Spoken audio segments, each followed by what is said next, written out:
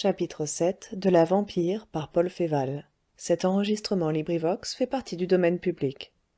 Chapitre 7 l'affût. La lune, momentanément dégagée de son voile de nuages, frappait en plein la porte de la maison solitaire. René put voir la personne qui ouvrait la porte en dedans. C'était une vieille femme de taille virile, aux traits durs et tannés. Elle portait ce bizarre et beau costume hongrois que les danseuses nomades ont fait connaître dès longtemps sur nos théâtres. La figure du nouveau venu restait au contraire invisible. Il se présentait de dos, et le collet de son manteau rejoignait les bords larges de son chapeau. La vieille lui dit quelque chose à voix basse. Il se retourna vivement, comme si son regard eût voulu percer les ténèbres dans la direction du champ de framboisiers où René était caché. Ce fut l'affaire d'un instant. René vit seulement que la figure était jeune et encadrée de longs cheveux qui lui semblèrent blancs. La porte se referma et la maison redevint silencieuse. Mais minuit devait être l'heure d'une réunion ou d'un rendez-vous, car, dans l'espace de 10 minutes tout au plus, 3 autres voitures montèrent le faubourg, amenant 3 mystérieux personnages qui frappèrent à la porte comme le premier, furent comme lui interrogés en latin, et répondirent dans la même langue. René avait pu remarquer qu'ils avaient une façon particulière d'espacer les coups en heurtant à la porte. Il y avait 6 coups, ainsi divisés, 3, 2, 1. Quand le dernier fut entré, les alentours restèrent muets pendant une demi-heure. La ville dormait maintenant, et n'envoyait plus ces larges murmures qui, de nos jours, emplissent la campagne de Paris jusqu'à une heure si avancée de la nuit. La pluie avait cessé. La lune épandait partout sur le paysage plat et triste sa froide lumière. René n'avait pas bougé. Des pensées confuses naissaient et mouraient dans son cerveau. Pas une seule fois l'idée de se retirer ne lui vint. Il était brave comme les 9/10 des gens de son âge. Nous ne voulons donc point noter comme un fait surprenant chez lui l'absence de toute crainte. Mais il était discret, scrupuleux en toute chose touchant à l'honneur. Étant donné son caractère et son éducation, il aurait dû éprouver un scrupule, double par la situation particulière de sa famille. Évidemment, il y avait là un mystère. Selon toute apparence, le mystère se rapportait à des menées politiques. De quel droit René gardait-il l'affût à portée de ce mystère? Une pareille conduite a un nom, qui repousse l'estime et inspire la haine plus ou moins réfléchie de ce juge trop prompt qui s'appelle tout le monde. Un nom qui est une explication et devrait être souvent une excuse, car l'espion, ce soldat de la lutte douloureuse et sans gloire, met, la plupart du temps, sa vie même au service de son obscur dévouement. René n'était pas un espion. On est espion par passion, par devoir ou pour un salaire. René vivait d'une existence complètement en dehors de la politique. Les idées qui enfiévraient encore ceux de son pays et de sa race n'avaient jamais été en lui. Il appartenait à cette génération transitoire qui réagissait contre la violence des grands mouvements. C'était un penseur, peut-être un poète. Ce n'était ni un chouan, ni un républicain, ni un bonapartiste. Au point de vue politique, la réunion qui avait lieu derrière ces muettes murailles n'avait pour lui aucune espèce d'intérêt. La passion ici lui manquait. Il n'en était ni à discuter, ni surtout à reconnaître ce devoir qui naît pour chacun à l'heure même où une conspiration montre le bout de son oreille, devoir controversé, mais que l'opinion du plus grand nombre caractériserait certainement ainsi, faire ou ne pas faire. Combattre pour ou aller contre. La neutralité porte honte. René, pourtant, restait neutre, non point par défaut de courage, mais parce que, à certaines époques et après certaines secousses, le patriotisme ne sait pas à quoi se prendre. Les partis ont intérêt à être sévères et à nier ces subtiles évidences.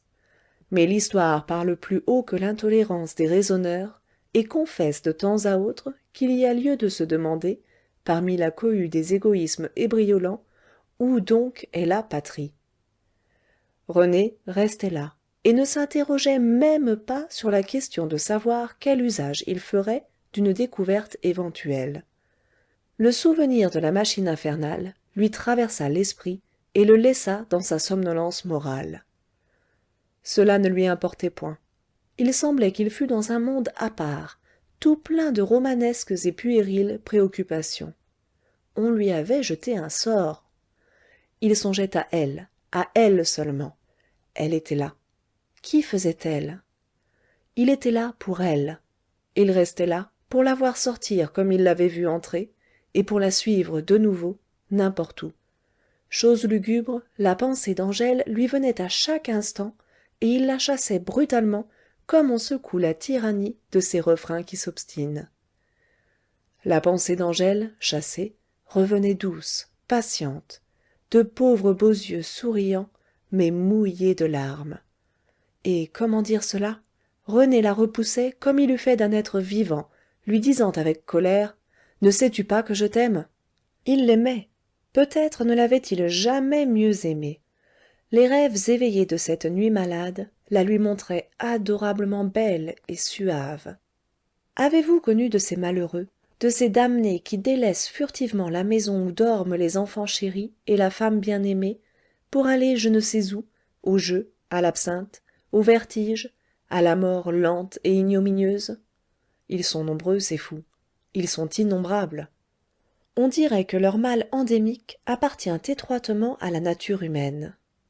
Ils sont du peuple, et pour eux, de terribles spéculateurs ont bâti récemment ces palais presque somptueux, où le billard au rabais et l'alcool vendu au plus juste prix appellent le pauvre. Et quand le pauvre, laissant ce rêve de lumière et d'ivresse, rentre dans son taudis sombre où sa famille demande du pain, le drame hurle si épouvantablement que la plume s'arrête et n'ose plus. Ils sont de la bourgeoisie, qui a d'autres entraînements. Chaque caste, en effet, semble avoir son mirage particulier, sa démence spéciale.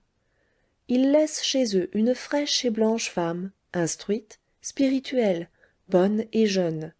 Ils franchissent la porte de derrière d'un bas théâtre, et les voilà aux genoux d'une créature vieille, laide, ignorante, grossière et stupide.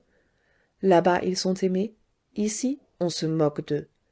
Et ils jettent à pleines mains l'avenir de leurs enfants dans le giron de cette Armide, qui garde à ses vêtements parfumés l'odeur de pipe empruntée à l'autre amant. L'amant de cœur, celui-là, vilain, sale, et qui bat ferme. Un vainqueur, un héros, une brute. Ils sont de l'art ou des écoles. Ceux-là n'ont pas de famille.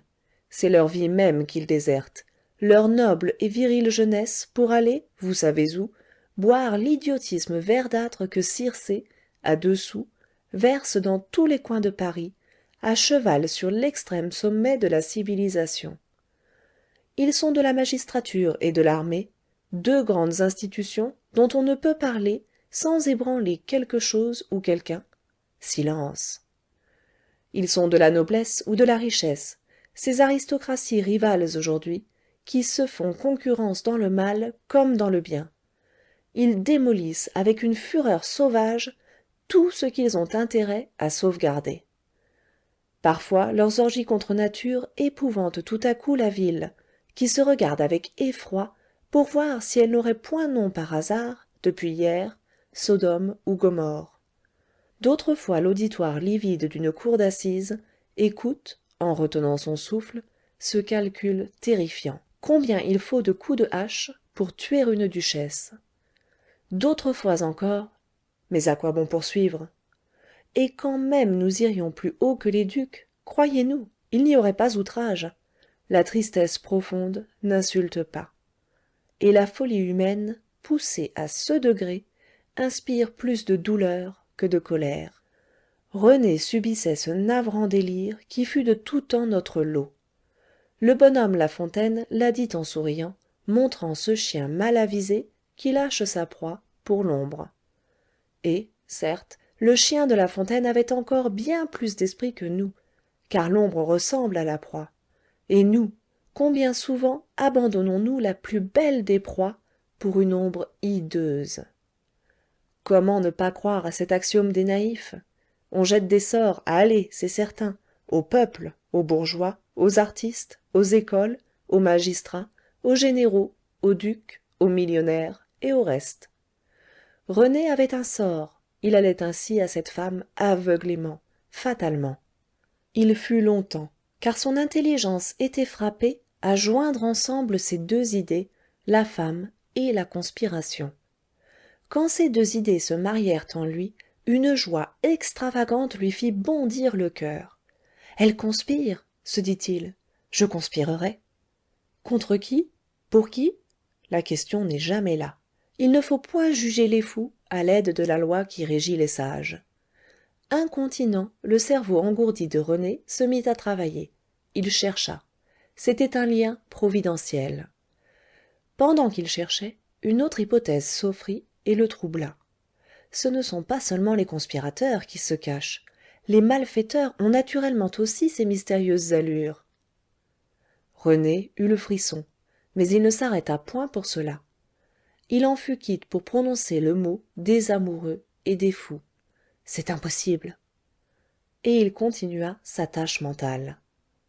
6 coups retentirent, frappés ainsi. 3, 2, 1. À la question latine, cette réponse qu'il savait déjà par cœur fut faite. Au nom du Père, du Fils et du Saint-Esprit, je suis un frère de la vertu.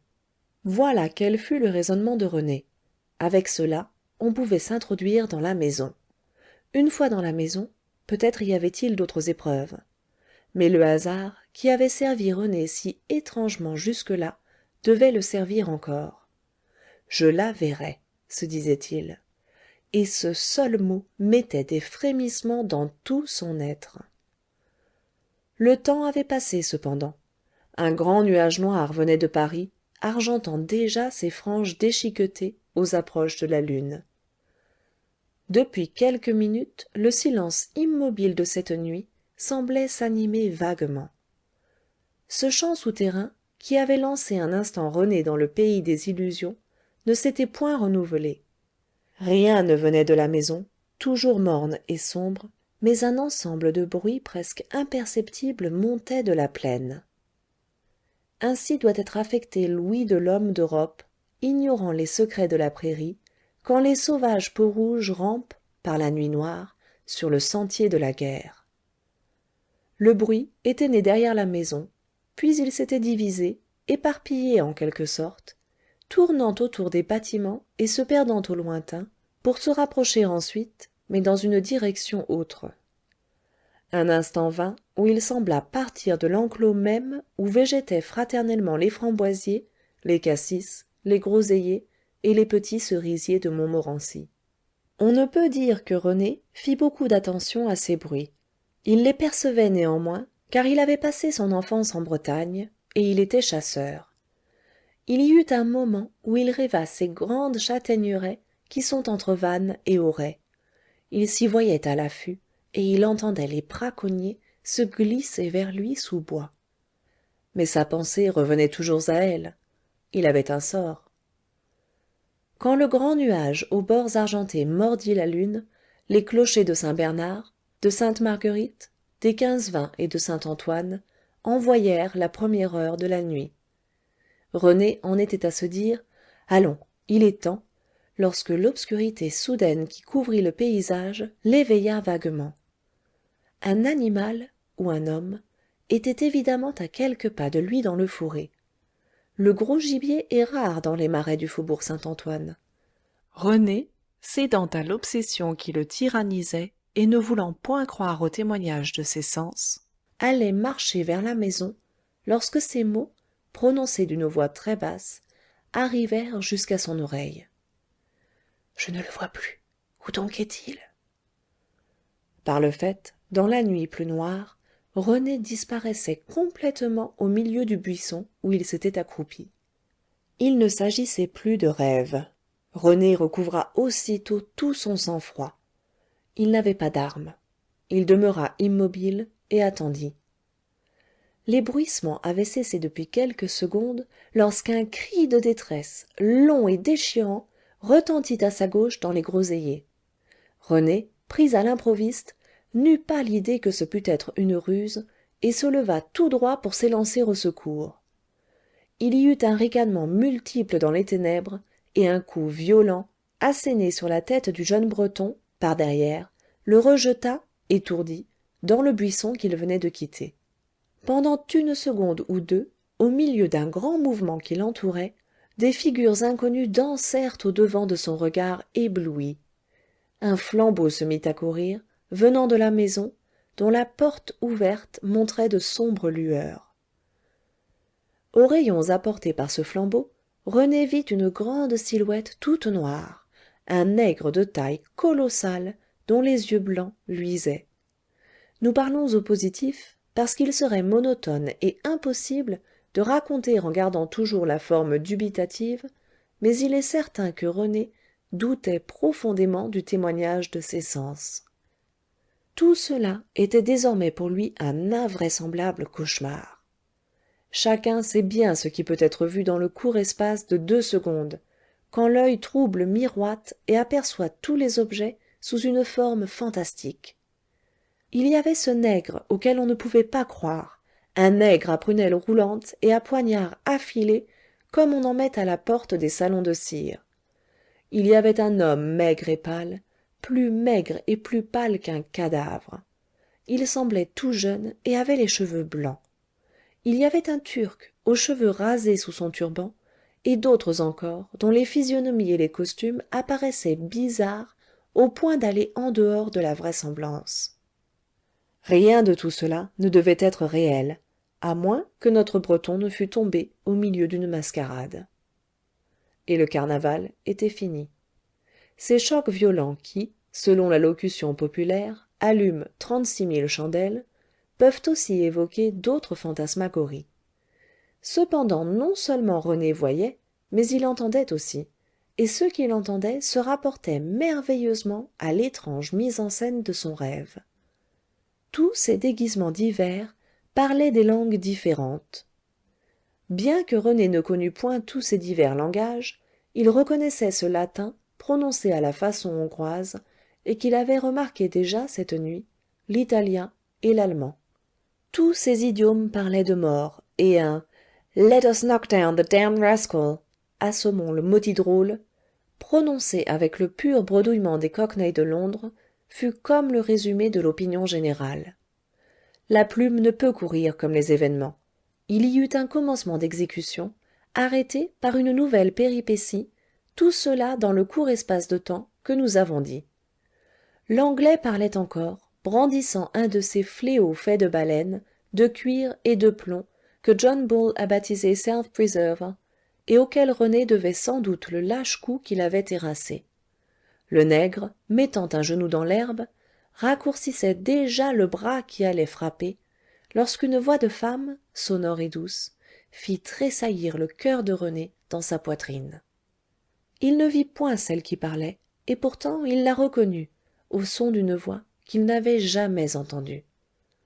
Elle disait, tout près de lui, mais cachée par la cohue d'ombres étranges qui se pressaient alentour, « Ne lui faites pas de mal, c'est lui. » Fin du chapitre 7. Enregistré par Nadine Ekert-Boulet à Copenhague en février 2011.